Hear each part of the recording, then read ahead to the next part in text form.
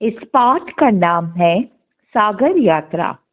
इसके मूल लेखक हैं कैप्टन T.C.S. चौधरी और हिंदी अनुवादक है ब्रज मोहन गुप्त।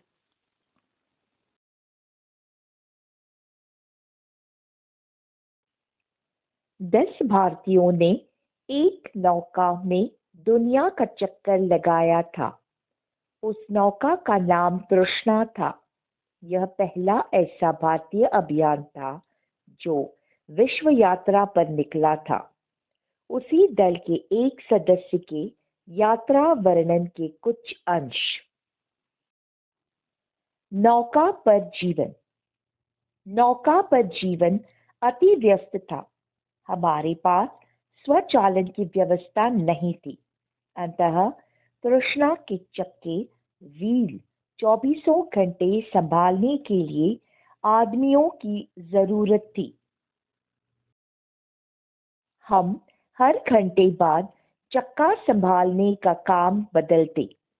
एक चक्का संभालता तो दूसरा जहाजों, द्वीपों और व्हेल मछलियों आदि पर नजर रखता। जो लोग चौकसी से हटते वे अपने कपड़े बदलते, खाना खाते, पढ़ते, रेडियो सुनते और अपनी ड्यूटी के अन्य कार्य जैसे रेडियो की जांच, इंजन की जांच तथा व्यंजन सूची के अनुसार भोजन बनाने के लिए राशन देने का काम निपटाते। एक सदस्य मां की भूमिका मदर वॉच निभाता। उसे खाना पकाने, बर्तन मांजने, शौचालय की सफाई जैसे काम करने पड़ते ताकि नौका स्वच्छ रहे। मां की भूमिका बारी बारी से सबको करनी पड़ती। एकमात्र यही ड्यूटी ऐसी थी जिसके बाद आदमी पूरी रात आराम कर पाता। 5 दिनों में केवल एक बार बारी आती और यदि मौसम ठीक रहता तो नींद आ पाती।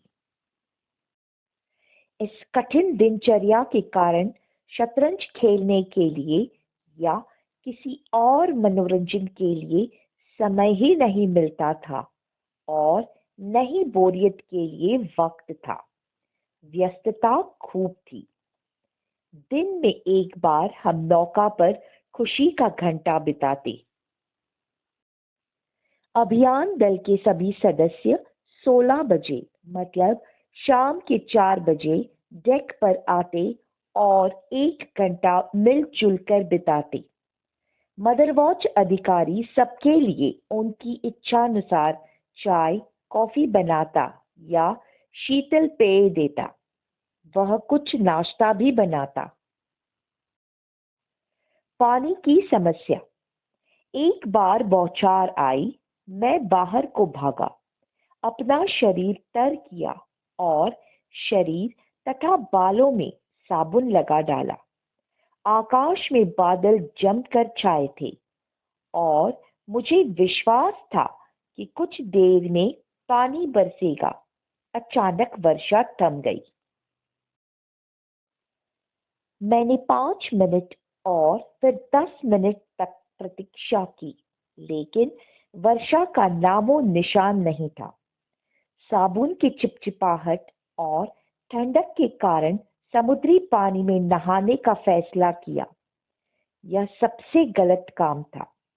गंदगी, साबुन और समुद्री जल ने मेरे शरीर पर एक मोटी, चिपचिपी और खुजलाहट वाली परत जमा दी जो आसानी से छूटती नहीं है। मुझे उस परत को छुड़ाने के लिए कंघी और ब्रश का सहारा लेना पड़ा। छाती, हाथ और पैरों पर उन्हें फेरने से ही छुटकारा मिला। नैतिक शिक्षा यही है कि जब नौका पर स्नान करना हो तो अपने पास पर्याप्त पानी रखो या विशेष समुद्री जल साबुन का प्रयोग करो। समुद्री जल में साधारण साबुन का उपयोग मत करो। नौका पर पहनने के लिए केवल 2 जोड़ी कपड़े होने के कारण हमें उन्हें बार बार धोना पड़ता। नौका पर कपड़े सुखाने के लिए हमने उसके चारों ओर एक तार बांध रखा था, जिसमें हम क्लिप लगाकर कपड़े सुखाते। तेज हवाओं के कारण अथवा पाल की रस्सियां बांधते समय कभी-कभी कपड़े गायब ही हो जाते। धन्यवाद। शेष पाठ का वाचन अगले वीडियो में।